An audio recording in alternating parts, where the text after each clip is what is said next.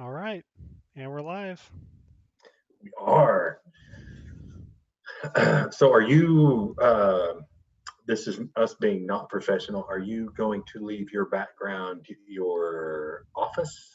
Yeah, because I'm not, so I can't go to the stream software and to Zoom at the same time. So you're not actually seeing my a Zoom feed, so I can't have Zoom change my background.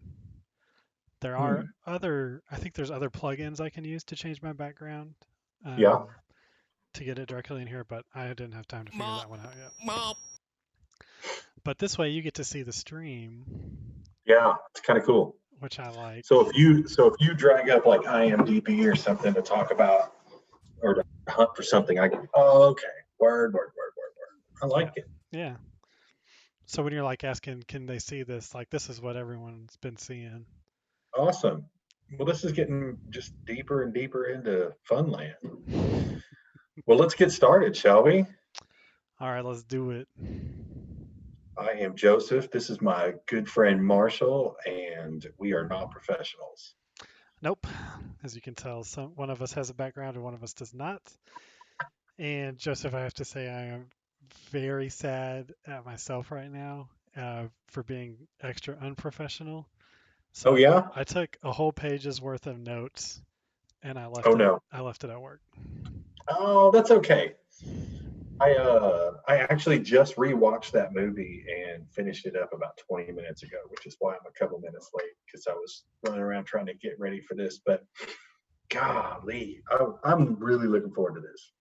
Yeah, man. It's Let's a do our opening sequence, shall we? You work. Oh, come on, Caleb. I was thinking about actually watching that scene a few times to try to get the dance moves. Start practicing the dance moves. Oh, I thought you were talking about you were going to watch that to try to beat down the depression caused by our movie that we're reviewing I don't tonight. know if that movie is the right movie to beat down depression. Maybe The Princess Bride. Yeah. That might be a good alternative. So, shall we introduce the movie to our friends? I think since I had seen this before and you hadn't, we'll kind of play off the same way we had, where I'm just going to kind of let you run with it and I will interject Yeah, since you're I gonna have need to help me on this a one lot of. because I definitely pulled like a Sean Connery from Indiana Jones where I was like, I wrote the notes down so I don't have to remember. Good quote, by the way. Good quote. That's why they're in my book. I wrote it in the diary so I wouldn't have to remember. Okay, so we are looking at was it 2019? The release of 2019. Joker. This is actually the newest movie that we have reviewed on this show. We've been Easy. easily. um, it is about one of my absolutely favorite fictional characters of all time, and I was so happy to see this movie come out, but really nervous about when it came out because Heath Ledger had done such an amazing job playing the Joker um, in Dark Knight that really didn't know where you would take it from there. Right. But I guess it was Scorsese and I forget the director's name, Anderson, really, or Todd Phillips, really put an interesting dark twist on it and gave you quite the historical background why about the birth of a supervillain. Right. So, It's really interesting you bring that up. Like Christopher Nolan kind of introduced us to uh, Batman, but the superhero genre in general of kind of being more realistic and mhm, darker at the same yep, time, but especially to where you didn't have to do much suspension of disbelief to get into the movies and be like, oh yeah, Batman. That they got the spelunking gear and they got this yeah, and they got this. You really buy into the reality of it. And surprisingly, this takes it like a step further um, into reality mhm. of Yeah. mental Christopher illness. Nolan did a really good. I'm sorry. Go ahead. No, that was the end of that statement. So, No, I was going to say Christopher Nolan did a really good job of giving you the backstory of how Batman evolved. Right, we did Batman Begins before we did the Dark Knight, and then of course, we finished up with Bane. But in that first movie, they really give you the backstory of how he became Batman. The whole, how mom and dad were lost, and what had become. It's a very similar story to how the Joker was born, except for his life of trauma led him to a life of crime, whereas the more unrealistic way to do it is trauma leads you to become a superhero. But well, Bruce Wayne and also if had a whole bunch of money to help him with yeah, that that helps. But avenue. yeah, he definitely came from a different background, obviously, which And it's a different kind of trauma too. So I no think doubt. that's one thing I want to like preface this with is obviously, as the title suggests, I just want to kind of caveat this that Joseph and I are not in any way qualified to speak on mental illness. I mean, other than the part that I dabble in my own mental illness, Right. but we're And definitely not doctors. but this movie definitely dives into it. So I just want to say that if we get anything wrong or say something like that, it's not intentional. Yeah, I think it's yeah, like you said, so you take two different characters coming from different directions, and this movie really dives into the lifelong struggle that what we later find out is an adopted child, an abused child. We can go on and on about the traumas that our friend Arthur has Hmm. before he has his rebirth. Um, and that definitely is a lot different than the trauma that Bruce Wayne went through. Bruce Wayne was still left with some stability with his butler, with a fortune, and and education, and yeah, mom and dad are gone, but all the other tools and gifts are there to help him to become a good and kind and decent human being. What we learned from this movie is Arthur Fleck, who later becomes the Joker, um, was gifted with none of that. I mean, just none. Just none. Just none. It was so. Tell me, why don't you start us off with what your thoughts were, getting into this thing, and how you received it. So, it's funny we did Raising Arizona last week, and this movie starts out, and I already knew. I mean, I guess just a touch based on the previews of what I was kind of getting into, but I was like, man, another sad movie. And this movie is another sad movie for sure. Obviously the Joker's got I mean, I was very surprised at how empathetic I ended up being towards the Joker by the end of this movie. Yeah, there's some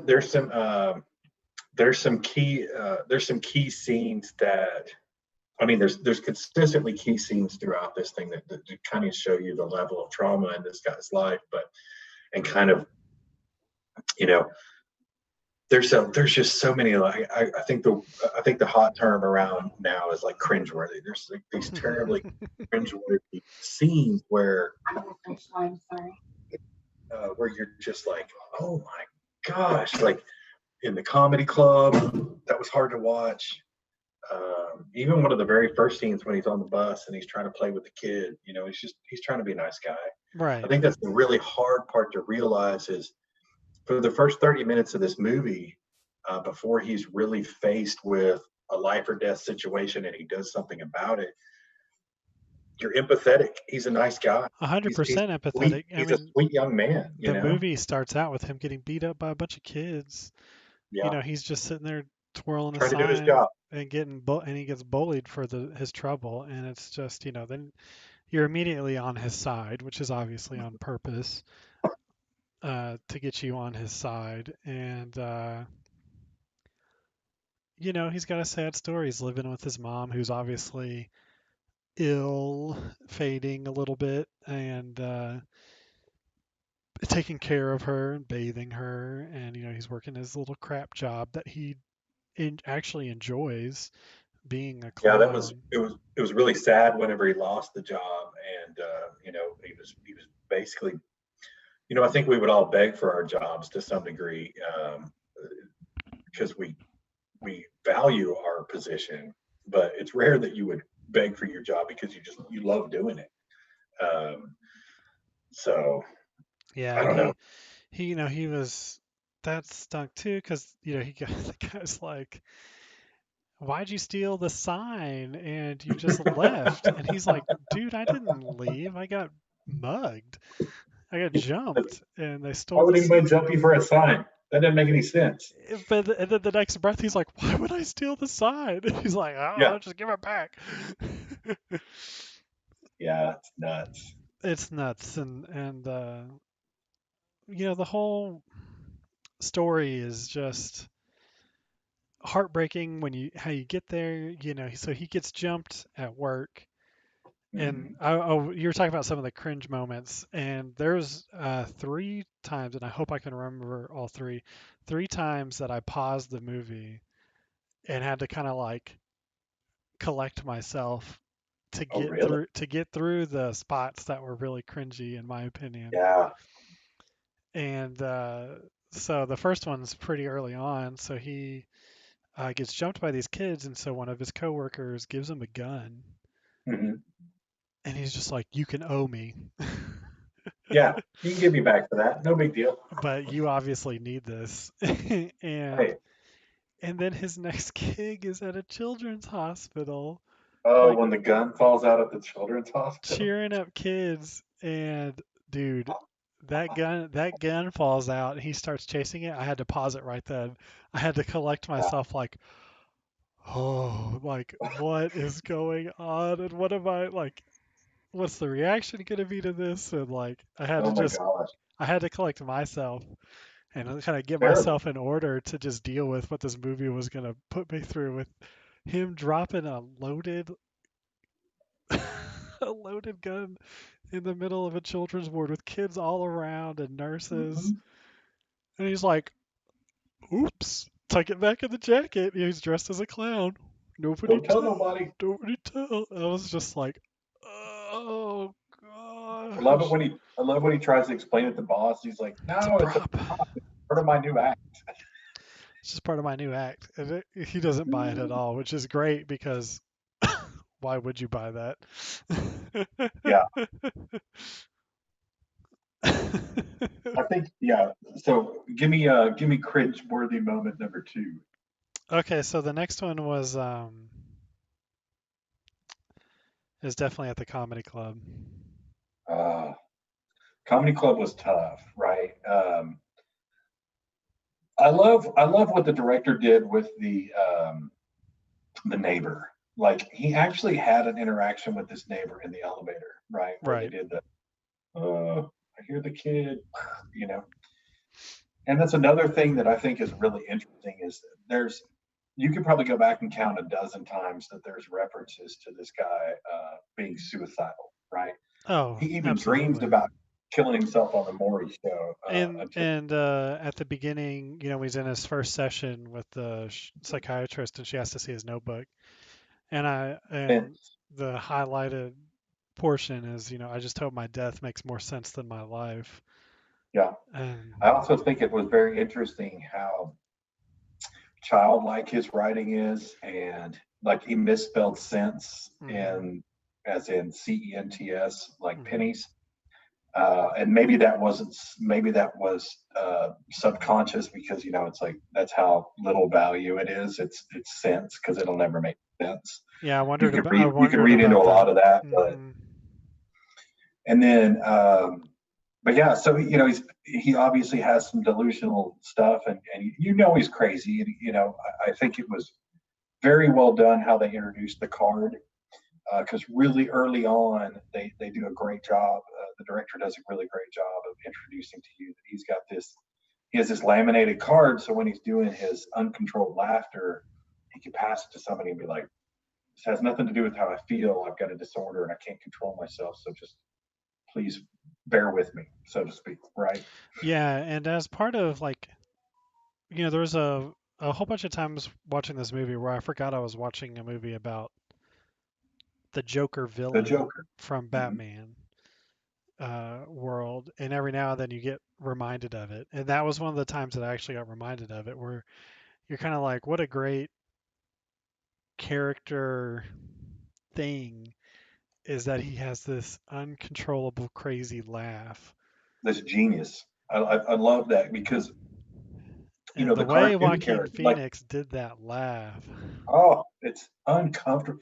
The ones, it's not so much the ones like when he let himself laugh, he's like, you know, those weren't so bad. It's the one. It's It like was when the you're ones where he's holding it back and he's trying not like to when you have laugh. an uncontrollable cough. Exactly. And you just can't stop it. And he's fighting it off. And there were times that he's in tears because he's trying to be serious. Like that was the worst part. I mean, other than the fact that his jokes weren't good, the worst part of the comedy club was that he goes up on stage and he just starts laughing, and everybody knows why. And it's not a good time to be like, "Hey, let me hold up my card. I've got a problem." I liked the jokes. Maybe the jokes weren't that bad, but the delivery was really The bad. delivery was bad, but it reminded me of like, there's some comedians out there and they have disabilities of some sort, Yeah, and they make that part of their routine because it's what makes, it's one of the things that makes them unique, and it's their life experience, and it's great. And I felt like in a way that's what he was trying to do. It no came doubt. across terribly because he started out with like a minute of Yeah. uncontrolled laughter, which that's when I had to pause it. I was like, oh, this is rough. Let But me then see if his joke was basically about how bad of a comedian he is. Yeah, And exactly. I love Don't worry, Mom, I'm gonna be a comedian. Yeah. Nobody's laughing now. Yeah, that's what he was like, and look who's laughing now. I forget how that joke, the Yeah. full joke, but that was the punchline that Oh yeah, people it was aren't that's the punchline that people every aren't laughing, and then Robert De Niro makes fun of it. I was like, yo, De Niro, that's the joke. yeah. No, the joke's on you, De Niro. It felt very meta, like Yeah. a joke within a joke, Inception style. But The so very I enjoyed those. I think the to me the most cringeworthy moment was whenever he visits Arkham after getting a lot of really interesting news that he really needed to dig deep and find out what the truth was. And um, when the clerk is reading the file and realizes, you say you're her son? Yeah, Yeah, but you he's like can't have reading. this file. He's reading. Well, he's like didn't care because it's like a 30-year-old file. And then Yeah. he's like, blah blah blah. She abused her They're son. He like, starts reading. He's like, wait, you're her son? Yes. Mom, mom. Never mind. you can't have this file. You're gonna have to come back. And then the worst part is, so I don't know if you caught this or not, but on that little card that he gave people, it described that disorder can be caused by um, trauma to the head, like somebody was in a Hmm, bad car accident or I something. didn't catch that. Well, then later on, he reads in I the file know. where I know. he finds out that mom not only adopted him, but she was always kind of whacked out and let her boyfriend beat the hell out of him and strap him to a radiator. And so she's the reason she's the she is the genesis of all of the Joker's disabilities, his challenges in life. I mean, all of this is traced back to her delusional behavior, her, Yeah. and that part, like you said, it's very interesting how you make such a sad movie so interesting. Yeah. So that was super sad, and then he goes and freaks out his neighbor, and you have the reveal that Mm. all his interactions, his dates and stuff with his neighbor were in his own head, which I was wondering, I wondered about that when I was watching the movie. I was like, is this real? Yeah, that was one of the things that the first time you watch this movie, especially if you have any idea of who the Joker is, right? As you're watching this movie, you're like, that doesn't make sense, and and some of it just doesn't make sense because you're like, this nice girl that lives next door and has a child, what, like she's not gonna. You guys just all of a sudden getting this passionate thing, and she's going to the hospital with you and your mom, and it's wow, it's very rom com how fast that worked out for the weirdo that lives with his mom next door, right? Um, Yeah. but they do a really nice job of letting you kind of be like, okay, she showed up with a comedy show. It started slow enough that you can kind of believe it. Right. Although I didn't like it because you're like, it doesn't make sense. It doesn't go with the story. And then it's like, That's oh, the thing that tripped me. I was like, this doesn't make sense. This doesn't work. yeah, it Like doesn't. you're like, I don't get it. And that's the best part about it is when they do the reveal, you're like, you weren't supposed to get it because it wasn't real. It was Right. all imagine. It was all in his imagination. Much like in which much like his mother had the same imagination. She had imagined that her and most powerful man in town had an affair, and that's where Happy came from. She had deluded herself to the point where she didn't even realize that she didn't even realize that her son was adopted. Yeah, man. And dude, that happens, and then he goes and kills his mom. Mhm. After that, after he found all that out, and oh my gosh, the writing obviously and everything about this movie is pretty stunning. Yes. I have to say, but the writing when he says, all this time I thought my life was a tragedy, turns out it's a comedy, and Mhm. just suffocates his mother with the pillow in the hospital. And they do such a good job of making you like Arthur Yeah, that and I man, you feel actually for him. You want feel for him, like I wanted more. I wanted him to confront her and make her feel bad about everything that he found out in that file, you wanted which closure, like yes, I don't want her to smother under a pillar. I want you to make her feel horrible and right. then walk out and just leave her there. Right, like Uh, I want you to but yell. I want you to. I forget which yeah, scene it was, but I think there was a scene where he was like kind of lashing out, not in a physical way, but just letting those emotions out. yeah, And you're yeah. like, do that. Like you feel cathartic about it with him. There was such an It's interesting like scene. you wanted him to have like the Shawshank Yeah, moment, exactly. and he never does. Yeah. But in his mind, he did because he smothered her out. He's like, all right, no more. And then I thought it was really cool. A couple of scenes later, when he was painting himself to go up on Maury's show, where he's basically planning his demise. He's only Right, going on the show to shoot himself. That's why he didn't sweat letting the midget leave the apartment. Why he didn't. He had no qualms about killing the guy that made him lose his job. And because he knows it's going to be over tonight. He's going to shoot himself on live TV and make his last statement, and finally all the pain will stop, right? But one of the really interesting things was, so when he's doing that, he picks up the picture of his mother, hmm and she had in delusions written a note from Thomas Wayne on the back of it. He looked at it, he was like, he just throws it aside, and that's how he got his closure. Like he's not even thinking about mom. It's we're moving up, onward and upward. dude. When his mom in the letter, wrote that Thomas Wayne was Mhm. the dad, I was like, well, there's an interesting twist. It's I another was one of ready to those. go for it because directors try to throw so many. That's what I liked about this movie is there was no twists and there was no like winks and nods at the end. There was none of that. It was just straight up, like this lady is psychotic. He's not Wayne. He's not related to Wayne in any way. Mhm. You're like, it's a superhero world and movie where everything is crazy and connected and Oh, can sure. be just stupid comic book story in a way. And Yeah. so you're just that's funny you've been trained to where you're like, oh, he's Wayne's illegitimate kid. Dun dun Right. And you're dun. like, Right? ooh, what a twist. Ooh. Oh my gosh, But you know, he's Bruce's brother.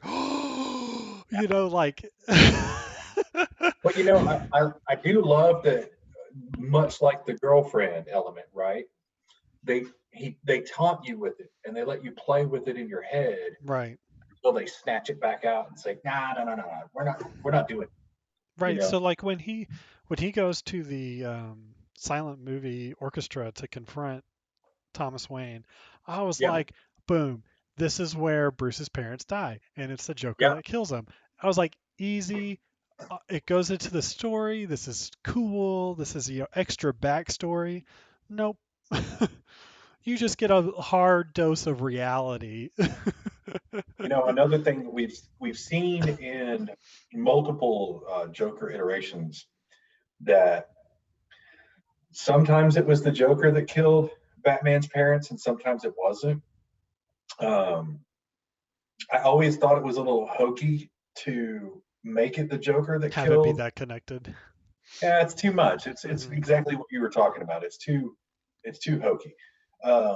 And what I really loved about how the way they left it on this movie was it wasn't the Joker because the Joker was in a cop car at the time, which I thought was kind of cool because it was a little reminiscent of that very famous scene in The Dark Knight where you know He's he's leaning got out the that window. window, you know, Right. And just soaking up, Joaquin Phoenix just has his head against the window, and yeah, it's the it was beautiful. 100%. You know it was on purpose.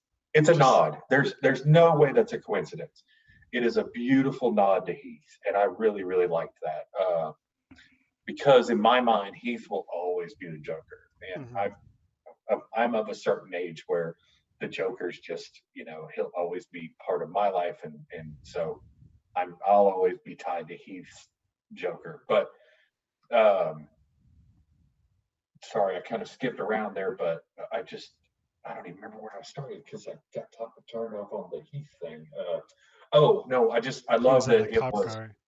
he was in the cop car, and the actual guy that did it was one of these guys that was inspired by what this nutbag's doing because he just on live TV murdered the biggest, he murdered Johnny Carson, right? Yeah. And And then he um, says it to Wayne as he pulls the trigger. He's like, "You get what you fucking the same deserve." thing. You get what you fucking deserve, and he knocked him out. So it's like, yeah, that guy was doing it as a total tribute to the Joker, and left the kid standing there, which what a fucked up thing at the very end whenever he's like, you wouldn't get the joke. It wasn't a joke. He wasn't reviewing a joke in his mind. What he was thinking about was he was remembering the image of Bruce Wayne standing between his dead parents in an alleyway. And to him that was justice because, he felt like he got fucked over by Wayne, because Man, and so what I was talking about, no wink and a nod at the end there, which I thought I was gonna get. You have Joker mm-hmm, walking down the hallway, and he got the red footprints. And I mm-hmm. wrote down in my little on my notes, I was like, "Bloody footprints?" question mark. And then I was like, "Oh, yep." Because he's getting chased by the ward.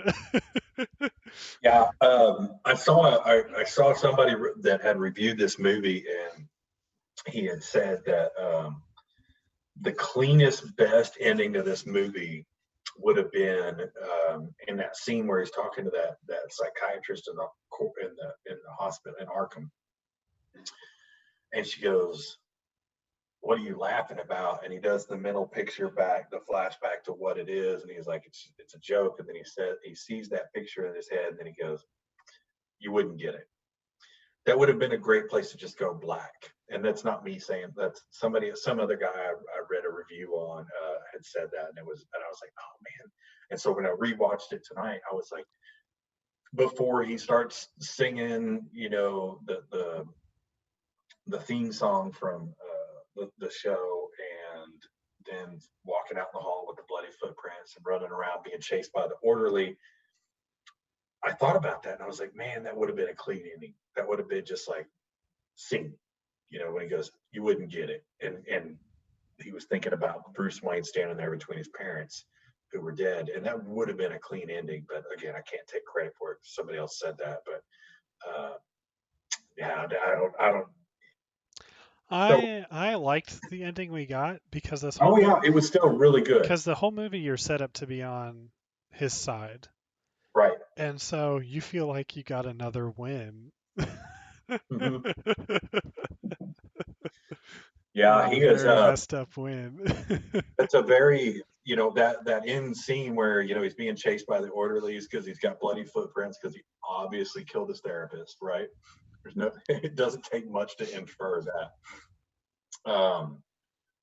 But it definitely tells you, okay, so he's killed the clown, he let the midget go, killed his mom, killed the three guys on the subway, um, killed Maury on national TV, his hero, which is Hmm. kind of easy. And then, Oh, and dude. now with no effort whatsoever, he didn't even have to be pushed into it. Now he's killing with ease. He killed the psychiatrist for just sitting in the room with him. Dude, I want to talk about this too for a little bit. When he killed Murray, Mhm. um, first of all, that was stunning, and I felt like it was very much like Forrest Gump in the sense when you realize that Forrest knows he's dumb at the end Oh, when he asks if yeah, his son is like him. I had the same moment where, this whole time he's like, Murray wants me on his show, like my idol wants me on his show.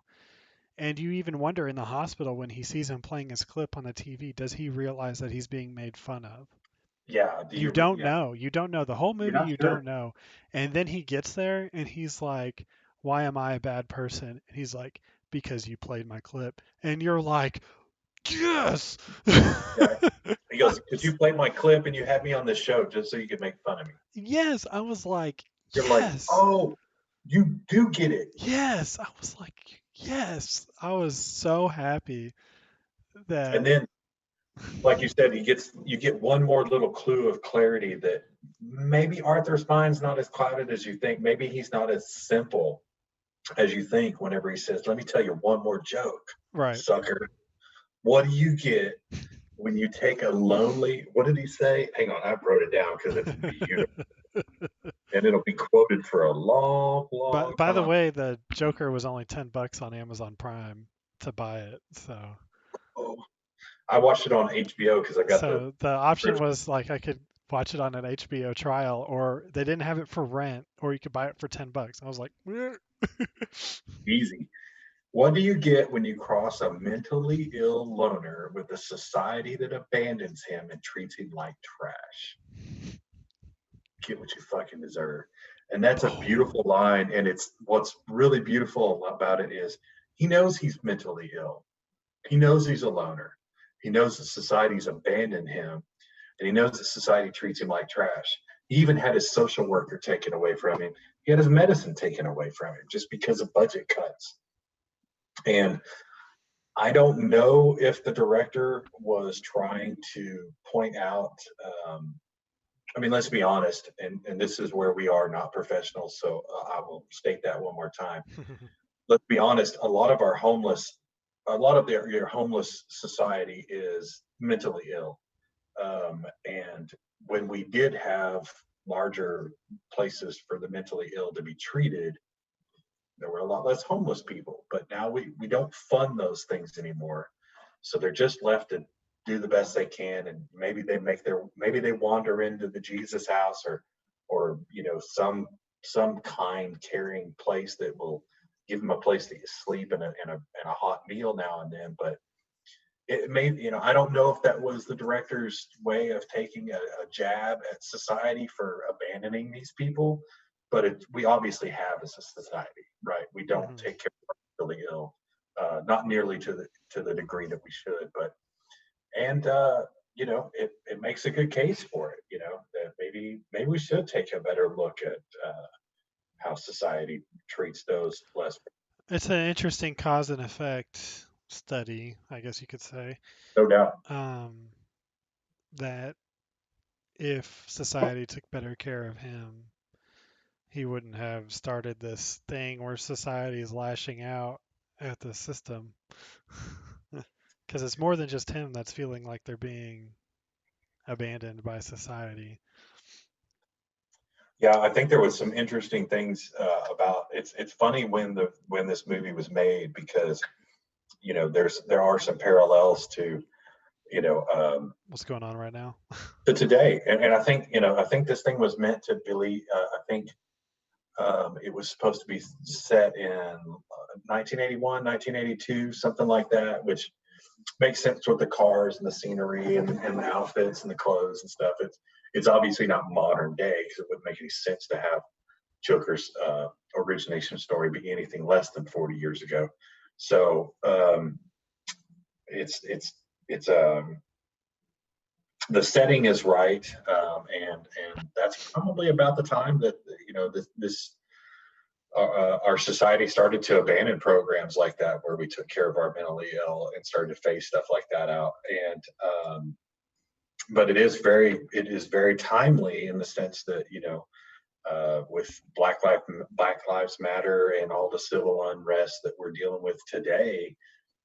Just looking at this thing because it was the same thing. It was like people were just tired of being shit on, tired of being mistreated. In this one, it was a little more the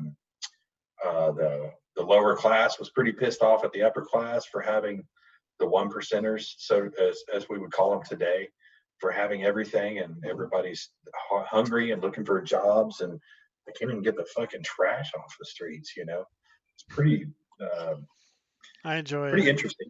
There's a lot of background stuff like that that Mm-hmm. also felt very like 2020, where they were Mm-hmm. like the garbage strikes are still ongoing and there's just trash piling in the streets. Yeah, And then the and effect of that is you have the today it would have giant been people rats. fighting for toilet paper, right? Right. But then the effect of the giant garbage piles are the giant rats that they have now.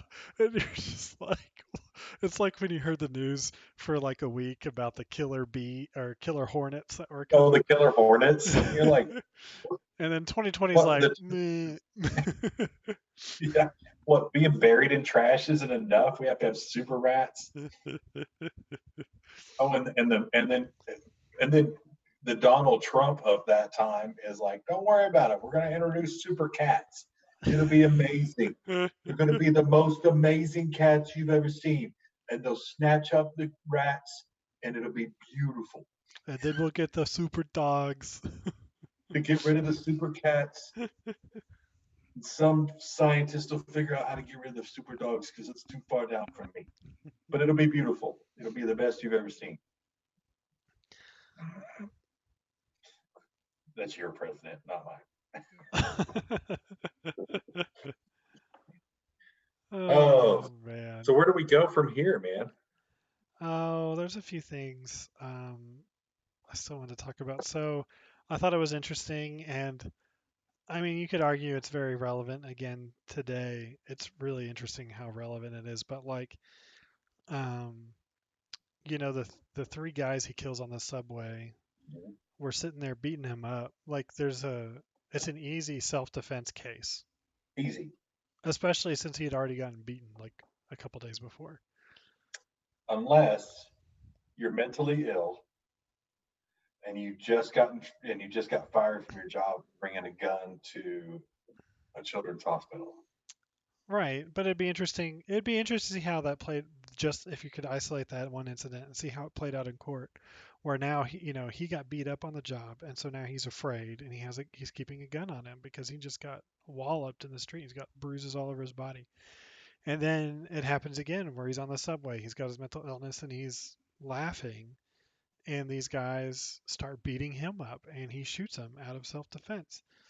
But let's remember, he also prevented a rape, Right, a potential rape. right, So we were never defined that these guys were rapists or that they were right. that bad. But But they were obviously very, very aggressively. messing I with wouldn't say this lady. assaulting, but they are harassing the shit out of this lady, and she is not comfortable. And she's She's not even comfortable, and she's even he's so looking uncomfortable that he she's can't control his laughter. she's even looking at Joaquin Phoenix like Like, help. hey, clown man, can you help me? But where I was going with that is, so these guys were obviously not good guys. Mm-hmm. But then you interview Thomas Wayne. Well, they worked for Wayne Enterprises, and I didn't know them personally, but they're obviously like fine, upstanding gentlemen. Is what's the being portrayed on the news is that this Right. guy dressed as a clown killed three like good members of society, which is not the case. No, they were good. They were good taxpayers. They were good Right. earners. They were educated or what have you, and had good jobs. But that doesn't mean they're good people. But like you said, it's interesting because, well, let's say you could have changed this whole movie by, if he did not pursue and murder the first two, he killed out of self-defense, right? The third one, he murdered. Had he not chased that guy all the way to the train, through the train, off of the train, and caught him as he's trying to run up the stairs, that at that point it was no longer self-defense, right? That's fair.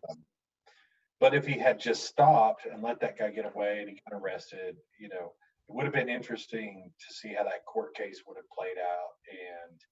But you know, based on his history, based on the fact that society's ignored him and he's a piece of shit, and these guys were young men with careers and futures, you know, he'd probably, that would have been his first step into Arkham, probably. Hmm. But instead, I think what happens is, and that's where that really beautiful scene, I don't know if you paid attention to it, but when he runs into this bathroom, like he's going to throw, like he's trying to hide just in case somebody's coming, and he's probably trying to figure out how to get rid of the gun or whatever. And he just takes a deep breath and he starts dancing, because I think maybe that's when he finally stood up for himself and he finally defended himself, and maybe it felt good to punch back. And Oh, there's no doubt it did, so that's especially after all of a getting sudden whooped he's up on the free, and week he's just like, before. he's like, this isn't so bad. And then, like you said, like he said to his therapist, he's like, these motherfuckers, nobody knew who I was, but they're starting to notice me, you know. And so the killing and the defending himself and standing up for himself is starting to get him noticed, and he's in the paper. It's not him, Man, you know. that picture they had in the paper of this like demon clown Yeah, with the mouth that he goes up to it, he's like, with his girlfriend who yeah, is not there. yeah, man. I don't know. It's. I was telling you online earlier. My three favorite fictional characters that I can recall of all time are Hannibal Lecter, the Joker, and Darth Vader. There you go. And to me, Darth Vader is the only one that hasn't had a real wonderful backstory movie written on him. Like you said earlier, they did do a backstory movie, but it was shit. So we'll just leave that one be. When they did Hannibal's backstory movie, it was very dark, much like this one is. Very creepy. Um, but you're much less empathetic towards him. You Hmm. don't see him as a character that you are rooting for. Right. You're like, oh, you figure out why he's fucked up, but it doesn't necessarily um, make you like him as a person, right, or as a character. Whereas I think the director here did a really good job of building up enough empathy that even at the end scene of the movie, when he's locked in Arkham for the rest of his life until he breaks out and does whatever he can get away with next time, you're kind of rooting for him. It's Absolutely. like it's like Dexter. Dexter was a mass murderer. Do you remember Dexter, Yeah, the no, TV the series? He was a mass murderer, but serial I always killer liked him. who You were killed. cheering for him because Right. he was doing the right thing. Right. Just, yeah, I mean, he's a vigilante like Batman. Exactly. I mean, without the Joker, how are you going to get Batman? And then, we miss out on all of, basically, we've lost half of DC right there.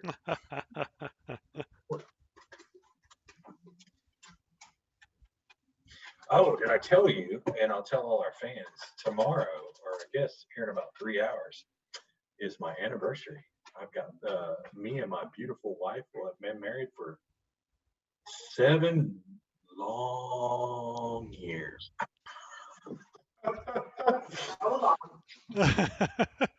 Said that because she came in the room to make Yeah. sure I had a fresh drink. So, Is that ball and chain's extra heavy? mm, best thing I ever did. Um, so yeah, there. Oh man, we we kind of skimmed through a lot of this, and we're before we kind of dive into it. Did you were there any other scenes that really kind of struck you, or I want to kind of think. storylines that either seemed I thought weird it was or you really didn't like? interesting. This was okay, so there's two I want to talk about. So another time where he was delusional, or not showing us what reality was when he was in the comedy club. Because if you ended at his interpretation of the comedy club, he turns it Mhm. around and Yeah, ends up being a success, yeah, and which is everybody's laughing, obviously not right? the it's obviously not the case. I think they did a nice job of showing you the real clip on the Maury show, how it's just like deadpan, nobody's reacting to his jokes, and you're like, oh, Yeah, he didn't turn it around, he didn't pull right. the Because joke it's like out of he does his two jokes in his mind. He does his two jokes, and then all of a sudden he like fades away as he's doing another joke, and you hear audience laughter, and you're like, oh, good for him. They the hand. ended I was up on his head. liking it, and then But like you said earlier, I think one of the cool things, one of the when they finally let you realize that he knew that he was being made fun of, up until that point, like when he was at the emergency room with his mom, and that's where he sees Maury putting his clip on, he's like, he hears himself telling this joke he's laughing. and he laughs out loud. He's like, I fucking slayed it. That joke is amazing, killing this shit. Day one, I'm already a star, you know, because he's delusional. Oh, yes, that's something I wanted to talk about. Tell me, Yes. you. So you might be old enough to remember. Ooh. um, Hang on 1 second. I had a. Fuck you! Go ahead.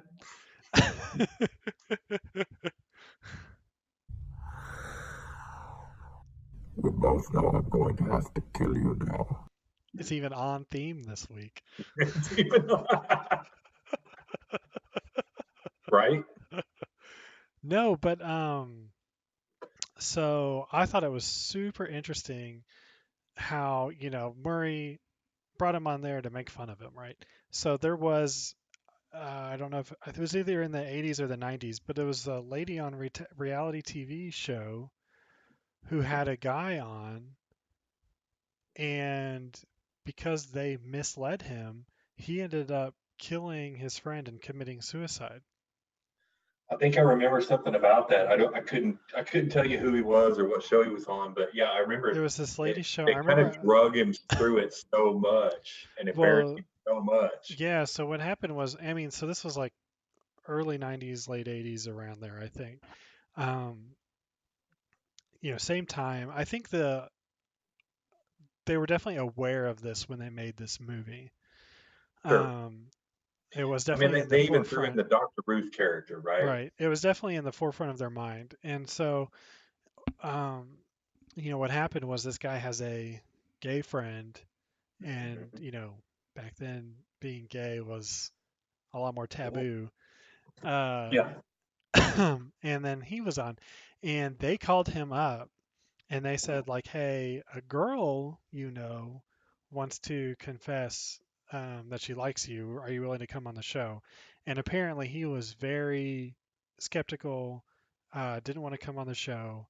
And he was straight, obviously. And he was like, I don't know if I want to go on TV and do this and blah, blah, blah. And Right.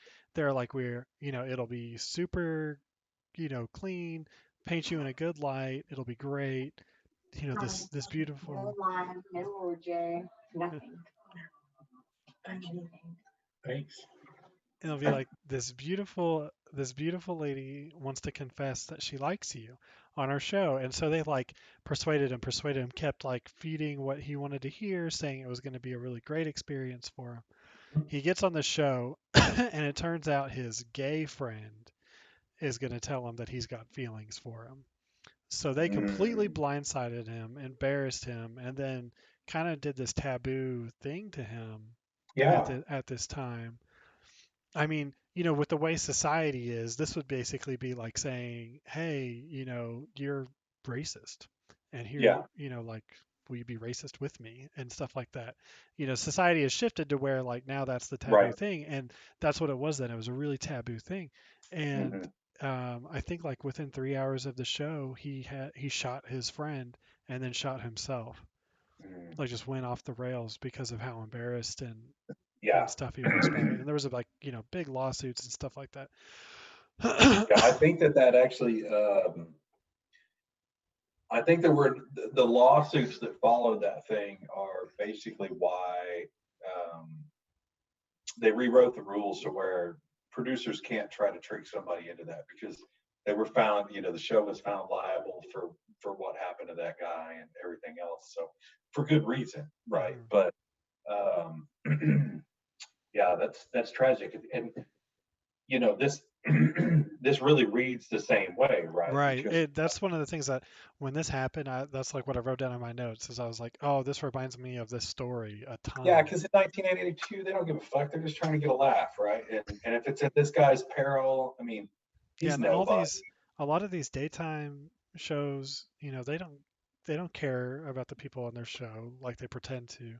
No, They it's just ratings, man. they want the biggest dumpster fires because they bring in the best ratings, and they obviously are making they're making millions of dollars an episode as these Well, I mean, MCs, and so they just think that these other people are below them. well, that's the ticket too. Is like it's excuse me, it's ratings because ratings translate into dollars. Hmm. And like you said, I mean, go back and watch Ricky Lake. Go back and watch Maury Povich, even Geraldo back in the late '90s. They were all just dumpster fires. Yeah, and it's funny to And hear them talk about even Oprah started out very similar to like Jerry yeah, Springer before she was able to kind of like get a following and kind of do what she wanted to do with yeah, her. that's one of the really cool things about her story is coming from where she came from and being a woman of color on daytime TV. They were like they decided what she was going to be, right? Hmm. Until she built a name for herself and she had some power. And then once she had some power, she enforced it. And I mean, look at where she is now. She has her own network. I mean, she's got to be one of the most powerful people in television. You know, she may be one of the most powerful people in media. Yeah. Um, and she had to play the man's game, but she pulled it back and took it away uh, from everybody else. I Man, do what's want to the apologize to you Jenny and the fans. the Apparently, I Jenny have some. Jones? I think it was the Jenny Jones show, but I mean, like just typing this into Google, it seems like there's stuff like this is still happening where people are committing Yeah, it suicide looks after like it's going on. it's happening everywhere. British comedy, Yeah, and British this story is pop. from 2019. Well, unfortunately, money's everything. Sometimes, not sometimes. Money rules the world, and unfortunately, these people are predators when it comes to things like that, and it's all about how are they going to get those ratings. And well, Maury got shot in the face from it, and in a way, I kind of believe what the Joker said. He got what he did. He got what he effing deserved. I mean, Oh, yes! I was wondering what would break first. he was a jerk. Maybe he deserved to get canceled. Yeah. I So can be on the Joker side in the movie, but if this was real life, I would not say he got what he deserved. one of the things. So this obviously isn't the first this isn't the first movie where we go back and we're going to figure out how somebody was created to become who they were, right? Sure, We've talked a about that. backstory.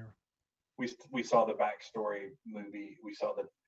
I do love this kind of subgenre, which is the when you're introduced to a star, whether it's Batman or the Joker or Hannibal or whoever, right? But getting to find out how they became who they were, I think that's a really fun and interesting genre. And we've talked about we've talked about this before, the prequel, Mhm. and I, why prequels are usually way more intriguing than the sequel. yeah, and I'll quote you on that. It's like, so they do such a good job of sprinkling in, say, this character who has no real backstory. You just know he's whoever it is, right? And then you become invested in this character, and then later they could take advantage of that and be like, well, we could do 3 more sequels that are going to be kind of shallow, and we're really just kind of cashing in on this thing, or we could do the prequel and go back and figure out how did this monster become the monster they are, or how did the hero become the hero that they are. One of the that kind of makes me think about, you remember when the first Iron Man with RDJ. RDJ, that was kind of a hybrid, because it was the prequel. I mean, it told you everything about how Iron Man came to be, and you fell in love with Tony Stark's character before they just inundated you with it to the point where you're just like, I don't care about it. Same with Marvel, Batman but Begins. Nolan started right, with what would be a good prequel. yeah. Uh, so I think that's kind of a neat deal, but I do like this subgenre of let's do the prequel and do the deep dive into that one specific character is fun, especially when it's somebody as dark and ominous and interesting as this one, as this character's always been.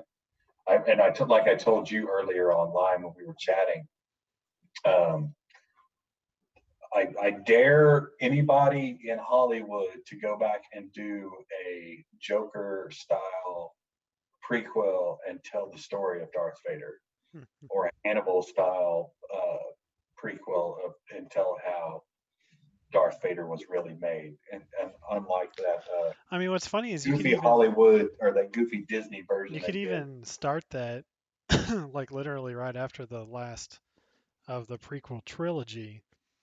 You could start Darth Vader there, like this journey into him be like how does he become known across the galaxy as the villain, the bad guy. Yeah, because even like you said, like you're saying, even if you didn't revisit what was that poor kid's name, Hayden. Hayden, well, he was Hayden Christensen. Even if you didn't revisit the backstory where he was brokenhearted because God, I don't. Why did he even freak out? Oh, because Natalie Portman Natalie died. Portman dies, right? And but like you said, even if you picked it up there and didn't dive deeper into the reality, I mean, there's a whole lot of story that wasn't told there. But even Sure, if you sure. But But you even could if you just picked up there and you're like, you know what, Disney owns this, and we're not going to go back and retouch that. But there's a huge story between episode 3 and episode 4 of where does the mask come from?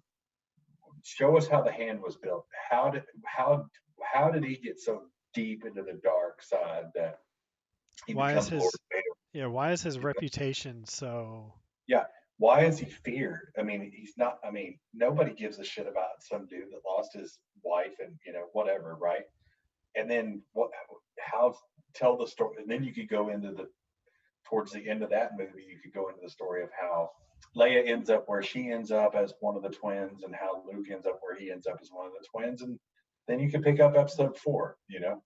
But I love have you Hollywood, you're seen welcome. have you seen a lot there's like a lot of really great memes online where it's like Darth Vader finds out he has a son, and the first thing he wants to do is bring him in and rule the galaxy with him.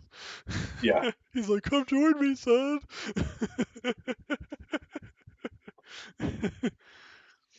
but it's I don't know. It's kind of funny.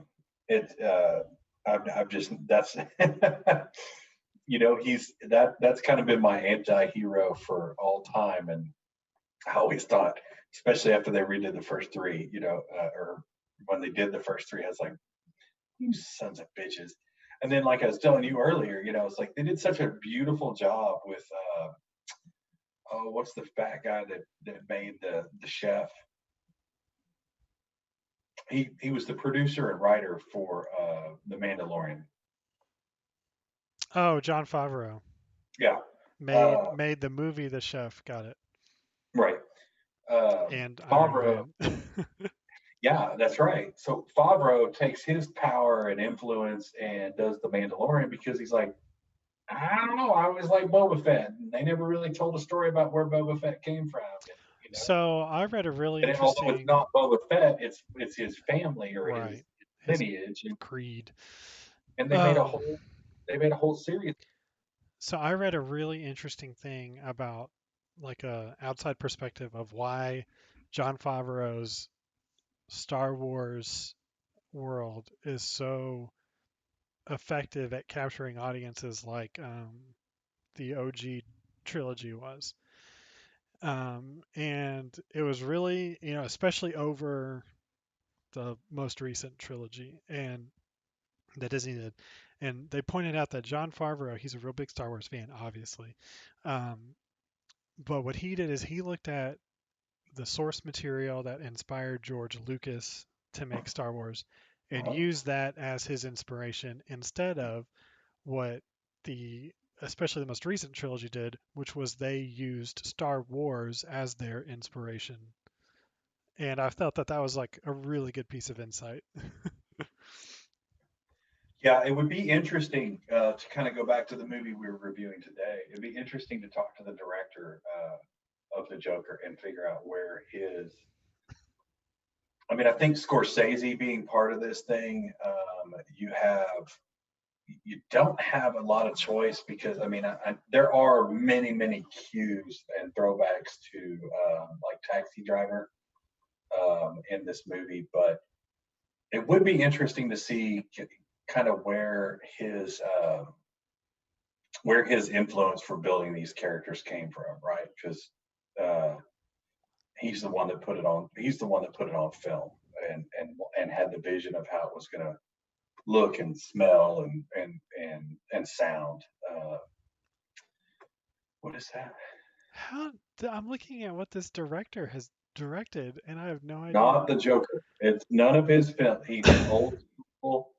He's done. He did all the hangovers. He's made all the money in the world. No, I mean, yeah, he did Road Trip, Old School, the more recent Starsky and Hutch, The Hangover, all three Hangovers, Due Date, Starsky and Hutch. Do you remember that line? Do it. Do it. Do It, Do it. Do it. Do It. Hey, don't We do need to it. add, Don't we do need to add that. do it. Um, yeah, how that guy got picked to do the Joker is beyond me. Because you don't go from the Hangover to the Joker unless you just again. You Especially, also don't go from the chef to the Mandalorian either, right? especially according to this, Unless it's it just was, something you're really passionate about. especially according to this, it was Hangover Part 3 to the Joker, which the Hangover movies went real fast. So to jump up from that into Joker is pretty impressive. Yeah, let's be honest. The Hangover was Pearl Jam 10, and the rest of them were the rest of Pearl Jam's albums after that. Yeah, man, The Hangover was that The Hangover suffered from the sequel problem. Yes, it did. And the unfortunate thing for The Hangover, which was something I guess he finally figured out, was you couldn't go back and do a prequel and figure out just what is the origin story behind. Paging Dr. Faggot. The characters aren't interesting until The Hangover. There's no depth until they're all lost There's no depth until Mike Tyson wants to know where his fucking tiger is. Which, if you want to go real sidetracked, did you know Mike Tyson is like the big deal for Shark Week this year? No. Dude, dude, they made a hilarious commercial where it's like Mike Tyson training a little bit, but like, out in the, and then like at the end, it's got him like trying to blow up like this giant raft, and he's like, man, Shark Week is hard, which is not the funny part. But but then at the end, like they do, and then they do their like splash promotion for Shark Week with Yeah. Mike Tyson versus Jaws as their like highlight. Hmm. And then it flips to him on the beach, and he's standing there, and he goes, "Someone's gonna get bit." That's awesome. It's amazing. That is awesome. Somebody gonna lose an ear out in this bitch. I was rolling on the All right, I'm gonna floor. play this, and I'm sure we'll get kicked off the air for it for at least 4 minutes. But Oh, so I'm pausing it because, dude, when this scene, I want to talk about this. This is one of my notes. This, so go ahead. I'm gonna let you have this one. so I loved everything about the fact that fucking jock jams in this movie just all of a sudden started playing, and I was like, what is going Wow, on? wow. And I loved it. I loved it because you it's one of those things where a lot of times music in a movie enhances it. In this case, this music sticks out so far in this movie that Drastically. you know that the director wants you to notice that he Yes. is playing some straight up 90s jock jams. And so you know that this is what he has going through his mind Oh yeah.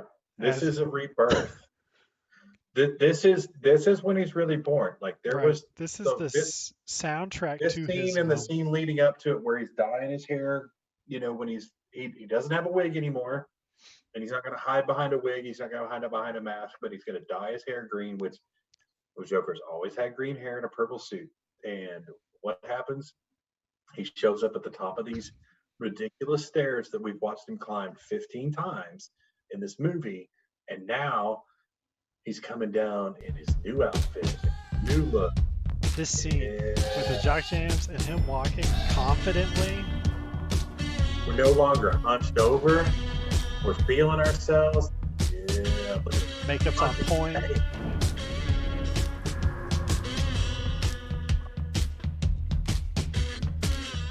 This is the guy that directed Hangover in old school. Like,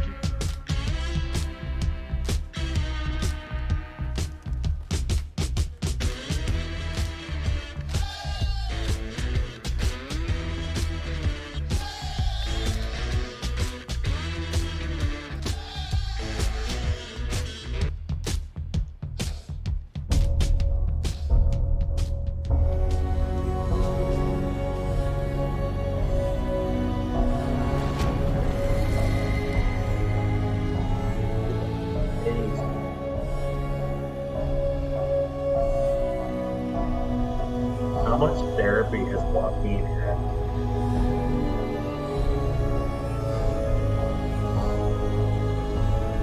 Let me tell you another thing. Let me tell you another thing. Joaquin uses a cigarette like a fucking magic wand. dude, no joke. That's like, This whole movie, he didn't have much to hide behind other than the makeup for a lot of times. But especially in the 80s, 1982, everybody smoked, especially the poor. Everybody's addicted to cigarettes, and it's well, even the rich then, like all the movie yeah, stars and did it. it just wasn't. It was the in vogue thing to do. Yeah, Like, wasn't uncommon. You could smoke on airplanes, you could smoke in hospitals, you could smoke everywhere, right?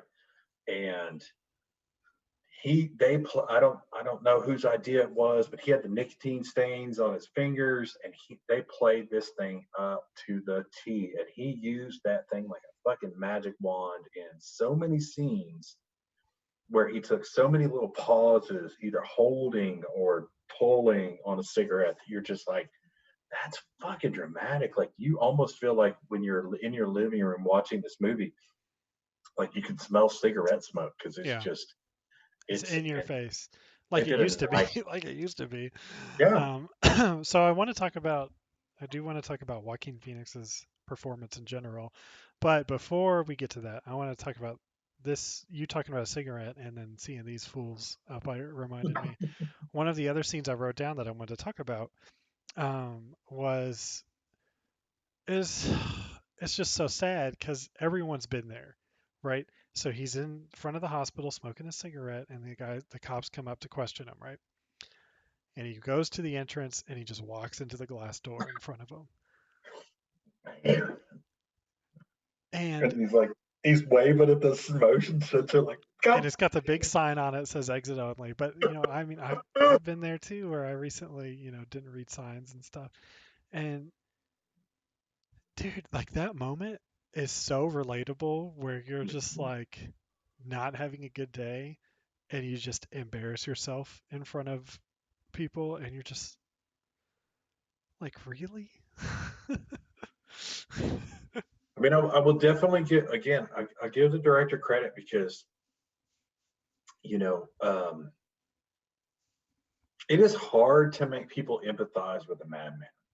hmm I mean, Well, I mean, it's a very good portrayal. The movie shows it. Society you know, this is how society looks at mentally ill people, and I can't say I'm hardly any better. yeah, Um, but like you said, in this movie, I am on Joaquin Phoenix's side. Do I want to sit next to him on the bus? No. not now. No, that's he's a creepy, stinky, strange dude. Like you can He you can laughs weird yeah you can randomly. picture him and every homeless guy that's ever asked you for a fucking quarter. You know, like just dirty, poor, awkward, kind of smelly. You're just like, get the fuck away from me, And what you don't realize and what they're trying to portray in this is every person that treated him like a piece of trash was just to steal a line from Pink Floyd, it was just another brick in the wall. And at some point, and I don't know without going back and kind of rewatching a couple of these scenes. I honestly don't think it was the murder of the three guys from Wall Street because that was kind of self-defense. I think that gave him for the first time a sense to where he could stand up straight and feel like he had some power. I actually think It was uh, killing his mom. I think it was the It was that reality moment. when he took the so if you take the trauma of the letter that made him for a brief moment think that he was a billionaire's son, and then basically had the billionaire spit in your face and tell you that bitch was crazy and delusional. Don't ever come near me again. I punched him in the face and said he'd kill him if he ever came near his kid again.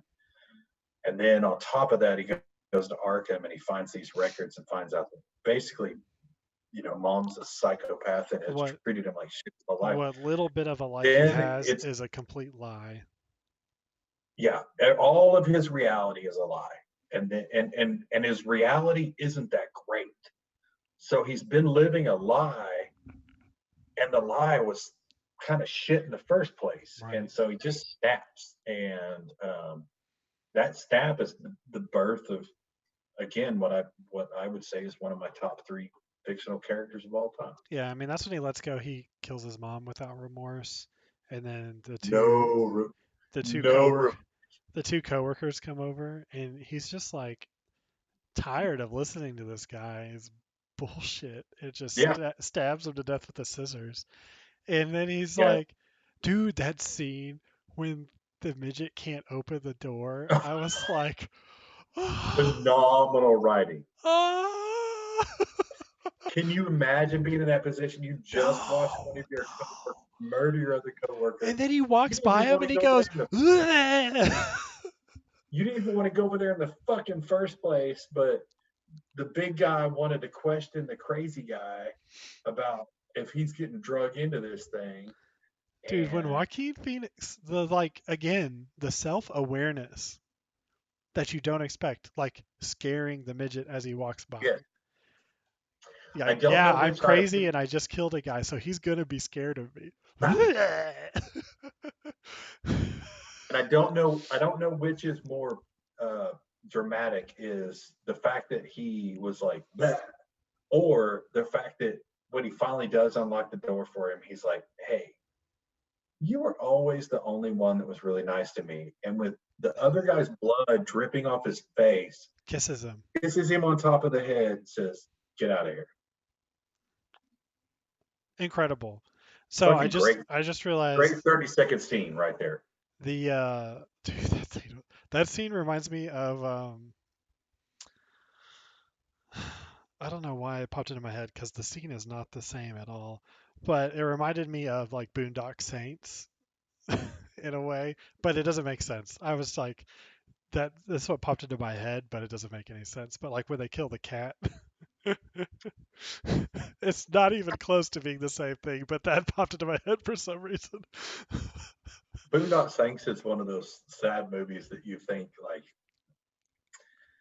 a little better budget and maybe a little better adaptation writing could have made a really interesting movie, but instead it just turned into one of those kind of cult classics that never lived up to what it could have been. Maybe, but it's fun as a cult classic. Like maybe It's fun. I think I might enjoy the Boondock Saints we got more than the mainstream Boondock Saints it could have been. Maybe.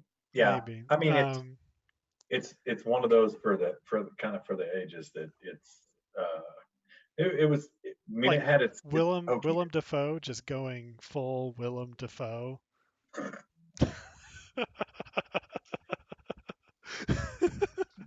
I would have loved to have been a fly on the wall whenever he was like, "Listen, I'm gonna do this. I'm the only fucking star on this whole movie. I'm gonna Say do what the fuck I want, and at some point, I'm gonna become a homo in this movie, and it's but I'm gonna gonna be also hate glorious. homos. But I'm And I'm gonna execute gay guys." And then you're just like, "All right, well, whatever." anyway, I remembered Hey, Green Goblin. the third scene that I paused it at. Oh shoot! Snap. Bring it. It was right when he's walking out onto the Murray show. You got the build up, he's behind the curtain. And he's already starting to kind of. And he's getting into his little. He's got his signature dance, right? It's kind of like. But he's like, it was. His release from reality. It was jerky, and then it smoothed out, but like, and they pull the curtain, and I had to pause it. I was like, what is going to happen? Is he going to make a fool of himself, or is he going to be okay? Like you're like at this point you're like it's like MURR, yeah. At this point you're like, I want my boy to not get made fun of. Yeah. And so I really had to prepare myself that they might take me into the direction where he falls flat on his face out there. All right, Bobby, let's show that clip one last time. I was so anxious leading up to this. You're so uncomfortable right now. Right now, because you're watching him realize that he's being made fun of. My mother would always say. And even the crowd is silent. They're like, "Boy, don't show this again. It's not funny." And the cinematography of this scene, where they're watching it on the screen, and he doesn't even care. He's like, "This is my moment," and because that's the guy that was dancing down those stairs 3 minutes ago in the movie. But I mean, like, this scene, I was just like, there's like a million different ways they could choose to go, and I was like, you have no idea what's about to happen. Is the person I want you to, you're on his side. What's gonna happen?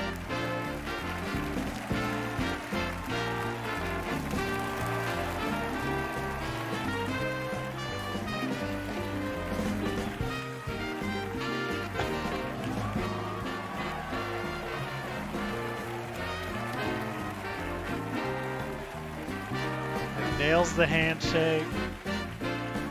Goes in there and just kisses the dog. Gives the big mouth kiss.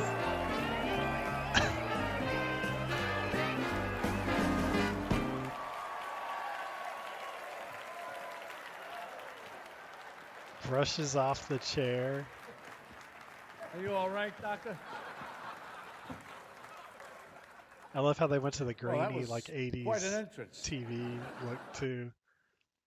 But so I had they showed him in front of that screen, I had to pause it there. I was just like, Yeah. what is about to happen? I was so anxious. I forget what I said. I am like more anxious now than I've been in, pretty much any horror movie.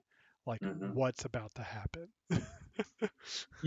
I'm glad you said that because there, there's that kind of there's that kind of cute word, cringeworthy, right? And I think it's a little maybe a little overplayed, but I think the point you just made, which is the trauma that this guy's been through and the stuff that goes on in this movie, it's almost more of a horror movie than it is. These aren't really cringeworthy moments. It's more of it's like you just don't want to see it happen. Hmm. You're like, oh no no no, walk away. Don't go there. Don't let them do that to you. It's this is going to go bad for you. And they set that up. The director does such a good job of taking him, put him in a happy space, and then, like you said, he's running that down, chasing these guys, these little pricks that stole a sign, and then they they hit him with the sign, break the sign, and then they kick the shit out of him. And from that, they have set the stage so much that you're like, hey, by the way, here, fair warning, nothing's going to get better for this guy than what you're looking at in the first 3 minutes of this movie. It's not going to get any better.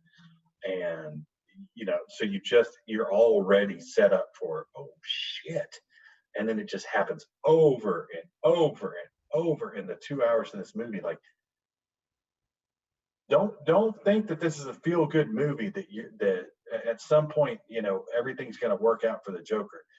The best thing that works out for the Joker the whole time in this movie is that there is a car crash that leaves him bloody, and he takes that and uses it as paint to make a smile on his face in front of his adoring fans.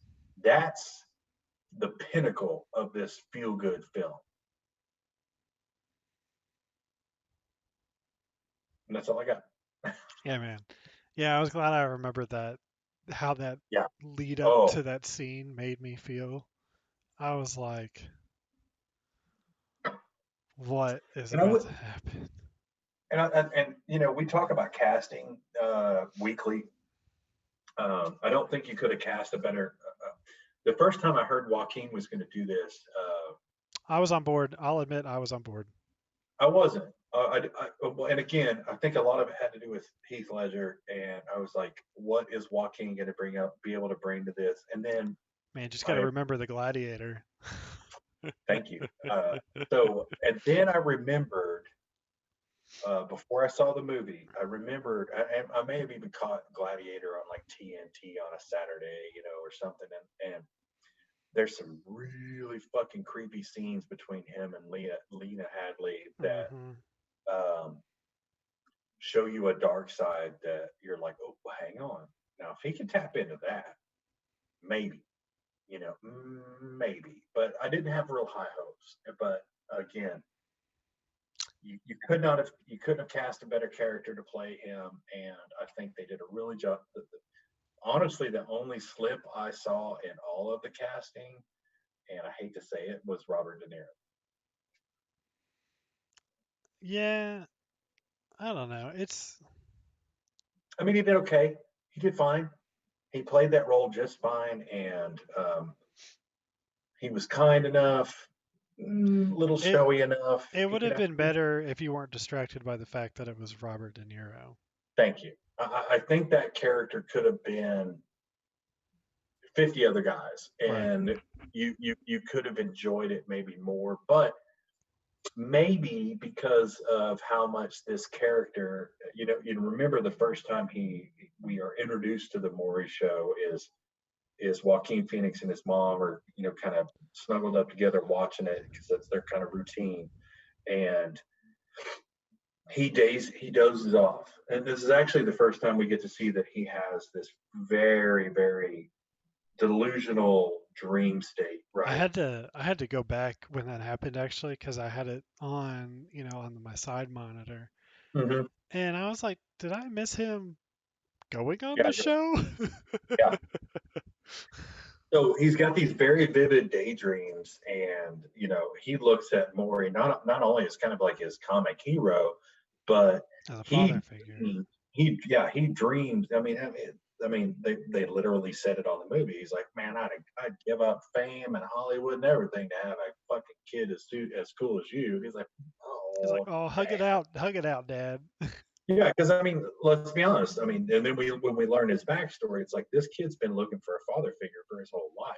You Hmm. know, he's adopted, abused, all the other horrible things that you could put on the list. And he's always craved a father figure. He's always craved somebody for guidance, and he has misplaced this upon this late night talk show guy. And then, so what a tragic betrayal to find out that the guy that you have Idolized. used his persona and idolized and made him into your father figure is using your comedy, your stand-up debut as a easy grab for cheap laughs. And I mean, oof, buddy, like, you think about, you can relate to this probably more than even I can, but most of the people watching this. But it's just like, imagine like you get up and you're doing a public speaking engagement, for class or for anything, and you bomb. You just do Yeah, terribly. And you're like, well, that really sucked. And it really kind of, it fucked me up, but I'll get over it. And then all of a sudden you realize that it's played on late night TV for the whole freaking world to laugh at you for how bad you did. man, that's hard.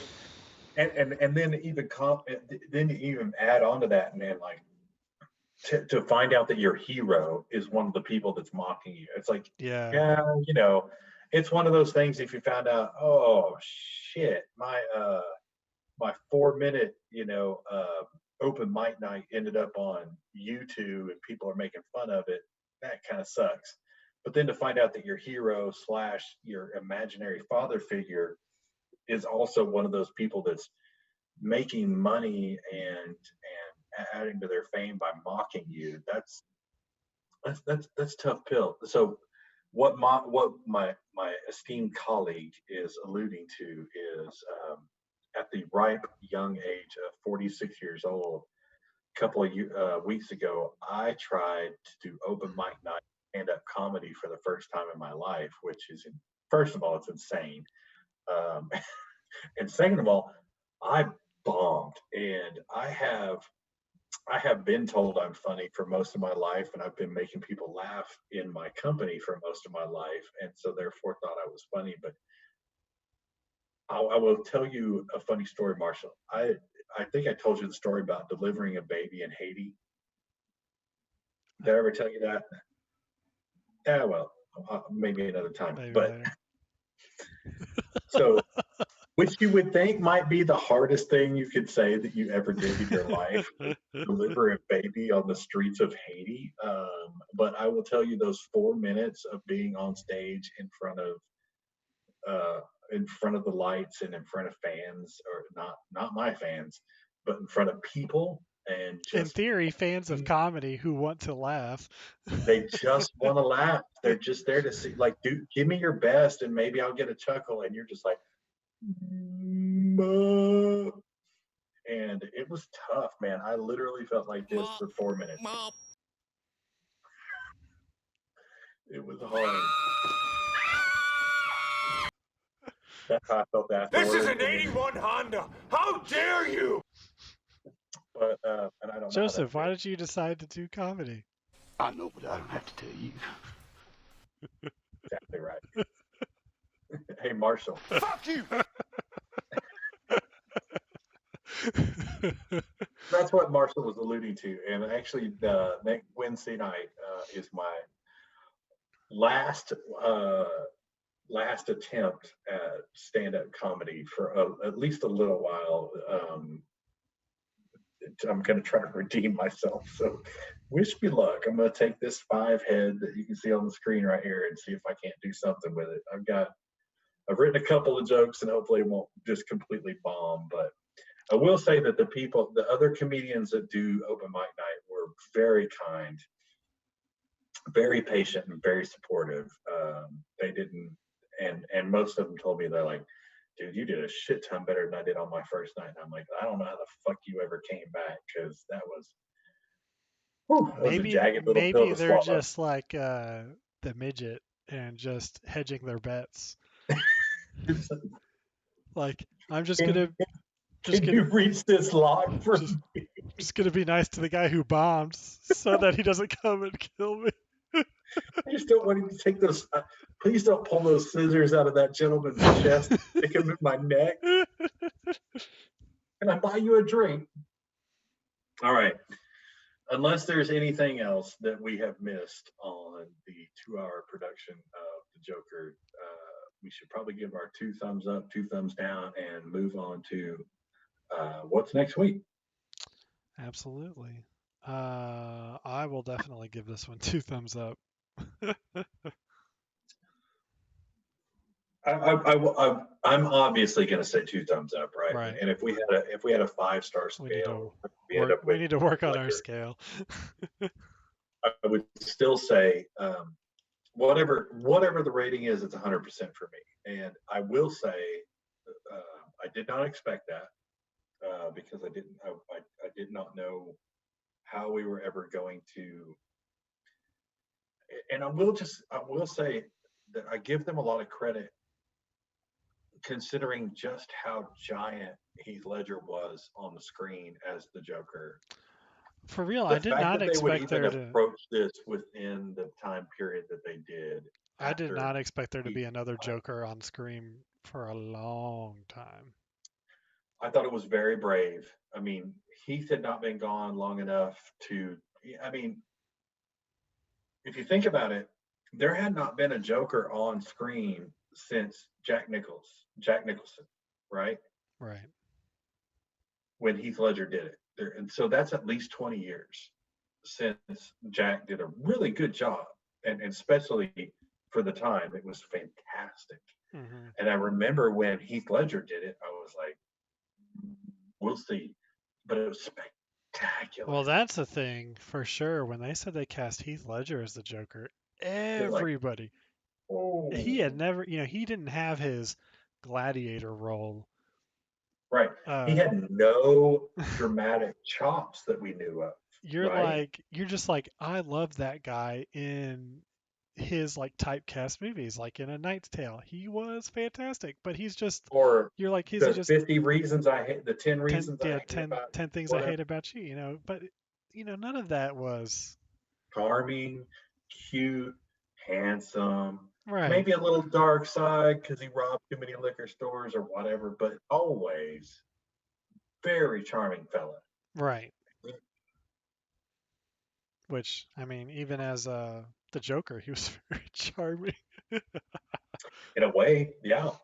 But I will give them absolutely 1,000% credit for in what I would consider a short-term turnaround, attacking a prequel after Hmm. somebody had done such an iconic portrayal of that role, and then and not only just being brave enough to do it, and goddamn, Joaquin being brave enough to take that role. I mean, like, you know, I'm a big sports fan, and like my favorite quarterback's John Elway. And do you know how many people have tried to be John Elway in Denver since then? Like that's those are some big fucking shoes to fill, Hmm. Hmm. And um, technically, other than Peyton Manning, nobody's been able to do it, and that's saying something, right? Well, it's So, hard to argue Peyton and did. Peyton It didn't. was the Peyton defense that. only Peyton never played a down. Well, I mean, he had one season where he threw like 62 touchdowns. Like his first season there, he was on fire, but they didn't win a championship. But we can do that awful. Yeah, the the point season he won a being, championship, he looked like a oh, the time they actually won the championship, he just kind of geriatric out there. They're said, just, like, he would walk out to yeah, the huddle on his crutches and then hand the crutches to an assistant and be like, just get me to the line. get him the walker. Yes. He's like, So I need my Bengay, my arthritis. that's just, but the point is, you got to have some big brass balls to follow John Elway, and you got to have big brass balls to follow Heath Ledger within 5 years of his demise. Um, and I give Joaquin credit for doing that. I give the director credit for even trying, and they nailed it. And I love it. It's obviously 2 thumbs up, and whatever we do next week will probably be a slight downgrade. Probably, but I'm gonna need something lighthearted for next week. Oh, come on. I feel like I'm still a little bit emotionally recovering from that movie. I will say this. When the end credits roll, if you're not emotionally disturbed at the end of this movie, you might want to go get some therapy. Like, you should walk away from that and be like, "Whoa, that's dark. That's Well, it's damn." amazing, like what I was talking about, where I mean, this is like a pure drama piece, in terms of movie genre, and it's not thriller, it's not No, any of that. But like I said, man, I was like when he was going to walk out on stage, edge of my seat, yeah, heart pounding. Like I said, I had to pause it and kind of just collect myself to prepare myself that this could go like in any direction when he walks out there. And like I said, I was more anxious than like pretty much most or almost any horror movie I'd seen. Like I was just like, adrenaline up. I was just like, mhm, ooh. And then, like you said, the movie ends, and it's one of those movies that ends where I'm like, I need to like watch something else, do something else to like get wash it off. get that out of my system. Yeah. Whew. I will say this. There is there are times in that movie, and this is the best compliment I think I could give a director or a filmmaker. There are times in this movie that I forget that I am watching a fictional movie and I feel like I'm watching a documentary. And if you're doing a prequel for a psychopath uh, supervillain and you can make it feel like a documentary, I don't know how to give you more praise. Hmm. Like, you nailed it. And there are times that you're watching this and it is so cringeworthy, it's so uncomfortable. You're like, this has to be true life. That's that's not that's not made up. It has to be a documentary about just how fucked up this thing is. I mean, and because only documentaries are that unreal that you watch them and you go, "Are you fucking kidding me?" Watch a Dahmer documentary. Watch the Wild Freaking, World of the, what was that one? I know it's the Wild Wild something. You know what I mean? But and Freaking Tiger King. yeah, I mean, that's the only time that you see this kind of stuff, and you're like, that's uncomfortable, but holy shit, that was real. Right. This movie felt real. It was done so well that it feels real, and like I said, I don't know how you give a better compliment to somebody who was creating a biography of a supervillain. Hmm. All right, pick one for next week. I am thinking. We should have a wheel. I bet I could work something like that out to Can you do get us a digital wheel that we a can spin? like a randomizer, or I Yeah, like the wheel. I like the wheel idea, and we can like figure out a way to give it some power or something. yeah. I was thinking maybe we do a twofer of I'm lighthearted ready. I'm movies. always good for a twofer. So what would you think about Kiss Kiss Bang Bang and Beetlejuice? I would say you are a poet because although I think I could do a whole week on Beetlejuice, it's so dated and it's had its time that it's probably not realistic to talk about that for 2 hours. Right. I know I can't talk about Kiss Kiss Bang Bang other than the fact that it's a really fun, interesting movie. I don't think we could do a full 2 hours on that, but put them together and I think we'll have some fun. So hell yeah. I'm looking forward to a hot summer weekend, forcing in a full dose of Kiss Kiss Bang Bang and Beetle I Dice. am so excited. I haven't seen either of these movies in too long. Some of the I remember at the end of Beetlejuice. Do you remember this? They're kind of like outtakes, but they're not. At the end, where Beetlejuice is in that lobby, and Yes. there's the person that's been the female that's been severed This from her half. legs, and he's groping her legs while he's also stealing the ticket from he's trading his 3.5-foot ticket for the next number that's available with the guy. It's just fucking genius. And God, I don't know let me ask you this. Do you think Beetlejuice is underrated? Oh, 100%. Because it's definitely a classic. And not even there it is. Got a little teaser for us. It's exactly how I remember it. It's the Joker's costume. That's Joaquin's costume. I love how you think this guy's like dead because of what happened to him. What number you got here? Oh, fuck. What you got? Okay. Pardon me. Did you do that? Very nice work. Let me ask you something. How do you get them down so small? Hey, there goes Elvis. Yo, King.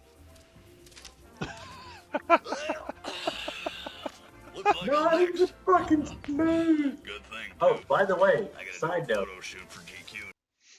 that is the first Batman. Oh yeah, I knew that. All right, man. I'm looking forward to it. Let's get after it. Me too, buddy. Can you take me back to the big screen? It's time to say goodbye. Well, bye.